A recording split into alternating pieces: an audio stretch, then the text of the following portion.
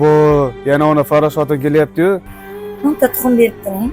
Yana nasiyagami? Oyligim chiqsa tashlab ketaman. Men ham o'ylingiz chiqqanda haqiqatini berib, hozir 10 ta tuxumni qog'ozga yozib berib turaveray. Nima siz menga anaqa qarayapsiz? Ayol kishi deb rahmim kelsa, siz uyalmasdan kelaverar ekansiz. Bet bormi o'zi sizda? Men qarang, yoshni shu ayol kishidan ham pastmisan? Ayol kishini haqorat qiladigan shuncha erkak ichida. Qancha qarz bor senmi? Undan ovoga. Sal erkak bo'l, yoshni. Oshna shashlik deb aytib qo'ydim, hozir tayyor bo'lar ekan. Gap yo'q jigar. Abdurash kelyapsanmi oshna? Senga ham shashlik aytib qo'ydim, bugun meni hisobimdan o'tirish. Maishat qilamizmi bugun oshna? Gap yo'q. Oshna, bugun do'konda bir ayolni ko'rdim.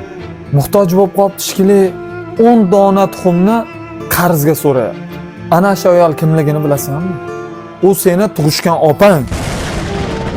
Opang u yerda 10 ta tuxumni qarzga so'rayapti.